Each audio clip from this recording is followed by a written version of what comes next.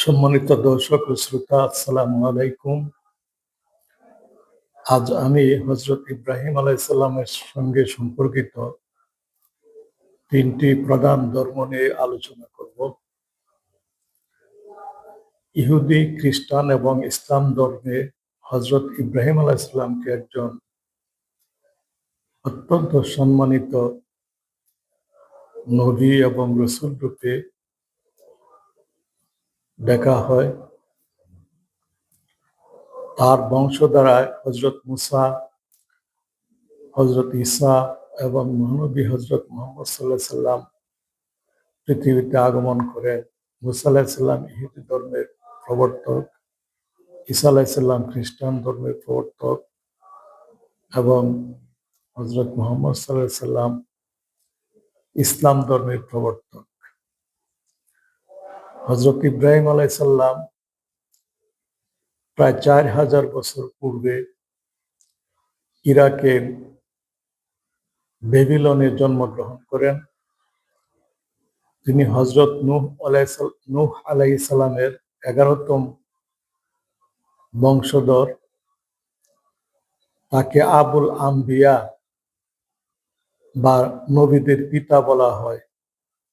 হযরত আদম আলাইহিস সালাম থেকে হযরত ইব্রাহিম আলাইহিস সালাম পর্যন্ত ১০-১২ জন নবী ছাড়া আর যত নবী পৃথিবীতে এসেছেন প্রায় সকলেই হযরত ইব্রাহিম আলাইহিস সালামের বংশধর।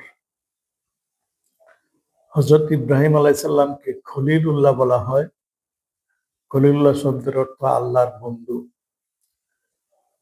তিনি অনেক পরীক্ষায় উত্তীর্ণ হয়ে তিনি যে সত্য একজন আল্লাহ বিশ্বাসী এবং আল্লাহর উপর ভরসা করতেন সেটি প্রমাণ করেছিলেন। এই জন্য তাকে খলিলুল্লাহ বলা হয়। তার পিতা আজর ছিলেন একজন মূর্তি পূজারী এবং মূর্তি নির্মাতা। হযরত ইব্রাহিম আলাইহিস সালাম ছোটবেলা থেকেই মূর্তি পূজার যৌক্তিকতা নিয়ে প্রশ্ন তুলেন এবং তিনি পৃথিবীর সৃষ্টিরাজি, মহাকাশের সৃষ্টিরাজি গবেষণা করে আল্লাহর অস্তিত্ব উপলব্ধি করেন। তিনি আকাশের চন্দ্র, সূর্য এবং তারকারাজিকে প্রথমে আল্লাহ বা সৃষ্টিকর্তা বলে মনে করেছিলেন, কিন্তু পরে দেখতে পান যে এগুলি উদিত হয়ে আবার অস্ত হয়ে যায়। তখন তিনি বুঝতে পারলেন না, এদের একজন স্রষ্টা আছেন, তিনি হলেন আল্লাহ। তার এই গবেষণার কথা পবিত্র কোরআনে বর্ণিত হয়েছে। পবিত্র কোরআনের একটা আয়াতে রয়েছে, ওয়াকাযালিকা নুরি ইব্রাহিমা মালাকুতাস সামাওয়াতি ওয়াল আরদি ওয়ালিয়াকুনা মিনাল মুকিনিন। আল্লাহ তাআলা হযরত ইব্রাহিমকে আকাশের এবং পৃথিবীর সৃষ্টির রাজি প্রদর্শন করেছিলেন এই উদ্দেশ্যে যে তিনি যাতে একজন প্রকৃত বিশ্বাসী, তাসদিককারী নবী এবং রাসূল হতে পারেন। এজন্য পবিত্র কোরআনে তাকে একজন সিদ্দীকান নাবিয়্যা বলে অভিহিত করা হয়েছে, তাসদিককারী নবী বলে অভিহিত করা হয়েছে। ইহুদি ধর্ম হযরত মুসা আলাইহিস সালাম প্রায় ইব্রাহিম আলাইহিস সালামের ৫০০ বছর পর প্যালেস্টাইনে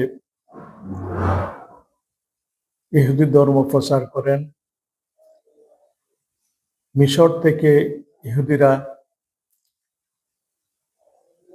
ফেরাউনের অত্যাচারে, নিপীড়নে নির্যাতিত হয়ে হযরত মুসা আলাইহিস সালামের মাধ্যমে তারা মিশর থেকে প্যালেস্টাইনে, ফিলিস্তিনে চলে আসেন এবং সেখানে তারা তাদের একটি রাজত্ব প্রতিষ্ঠা করেন, যেখানে অসংখ্য নবী এবং রাসূলের আগমন করেছে। হযরত দাউদ আলাইহিস সালাম, হযরত সুলাইমান আলাইহিস সালাম সেখানে রাজত্ব করেন এবং তারা মসজিদুল আকসা বাইতুল মুকাদ্দাস প্রতিষ্ঠা করেন। হযরত ইব্রাহিমের পুত্র হযরত ইসহাক আলাইহিসসালাম, হযরত ইসহাক আলাইহিসসালামের পুত্র ছিলেন হযরত ইয়াকুব আলাইহিসসালাম। হযরত ইয়াকুবকে বলা হতো ইসরাইল বা আল্লাহর বান্দা। এই হিসাবে ইহুদি জাতিকে বনি ইসরাইল বলা হয়। তৌরিত, যা হযরত মুসা আলাইহিসসালামকে আল্লাহ পাক ওহীর মাধ্যমে প্রেরণ করেছিলেন, সেই তৌরিত হলো তাদের প্রধান ধর্মগ্রন্থ।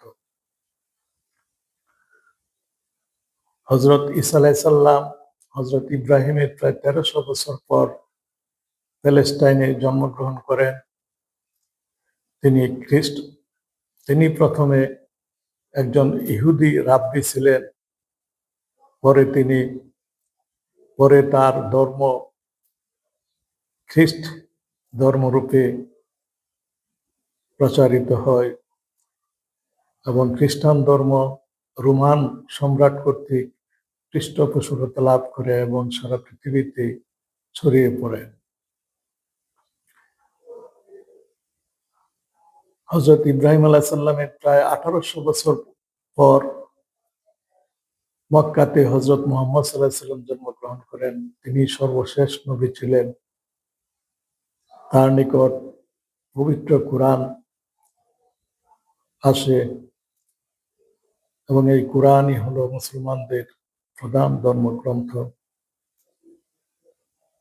ইহুদি, খ্রিস্টান এবং ইসলামের ৩টি ধর্মেই পরকালে বিশ্বাস করা হয়। মহাকাশে স্বর্গ নরকের যে অস্তিত্ব রয়েছে সেটি বিশ্বাস করা হয়। আধুনিক গবেষণা দ্বারা বিজ্ঞানীরা মহাকাশে স্বর্গ ও নরকের অস্তিত্ব আবিষ্কার ও শনাক্ত করতে সক্ষম হয়েছেন। মহাকাশে যে কোটি কোটি ছায়াপথ বিজ্ঞানীরা আবিষ্কার করেছেন, সেখানে রয়েছে অসংখ্য গণিত নক্ষত্রমণ্ডলী, যেগুলি এক একটি বিশাল অগ্নিকুণ্ড। এই অগ্নিকুণ্ডগুলি পবিত্র ধর্মসমূহে বর্ণিত নরক বলে প্রমাণিত হয়েছে। এই নরক রাজ্যের ঊর্ধ্বে যে বিশাল জগৎ, সেটি হলো স্বর্গ। হযরত ইব্রাহিম আলাইহিসসালাম মহাকাশ সম্পর্কে গবেষণা করেছিলেন এবং তিনি মহাকাশের সৃষ্টিরাজি দর্শন করেছিলেন এবং আল্লাহকে তাসদিক করেছিলেন। এই জন্য তাকে সিদ্দিকান নাবিয়্যান বলে কোরআনে উল্লেখ করা হয়েছে। কাজেই এই বিষয়টি এখন আমাদের নিকট স্পষ্ট হয়ে পড়েছে যে মানব জাতি হযরত ইব্রাহিম আলাইহিসসালামের পদাঙ্ক অনুসরণ করে আল্লাহর উপর তাসদিক করবে। মানুষ আল্লাহর প্রতি পূর্ণ আস্থা এবং বিশ্বাস স্থাপন করবে। ফলে পৃথিবীতে বর্তমানে যে যুদ্ধ, বিগ্রহ, হিংসা, হানাহানি ছড়িয়ে পড়েছে, সেগুলি বন্ধ হবে। মানব জাতি নরকের অগ্নিকুণ্ড থেকে পরিত্রাণ লাভ করে স্বর্গে যাওয়ার জন্য সকল প্রকার অস্বাভাবিক অন্যায় পাপ কাজ থেকে বিরত হবে। ফলে পৃথিবী মানব জাতির জন্য শান্তিতে নিরাপদে বাসের উপযোগী একটি সুন্দর গ্রহ স্বর্গরাজ্যে পরিণত হবে। তাই আমরা আশা করছি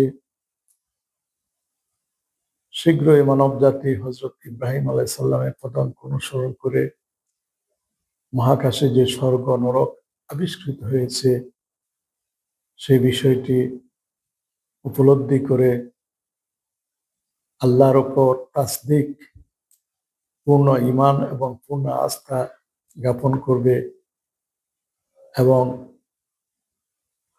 সারা দুনিয়াতে সকল প্রকার হিংসা, হানাহানি, জাতীয়, আন্তর্জাতিক, সাম্প্রদায়িক, ধর্মীয় বিরোধের অবসান ঘটে পৃথিবীতে শান্তি প্রতিষ্ঠিত হবে। আসসালামু আলাইকুম ওয়া রাহমাতুল্লাহ।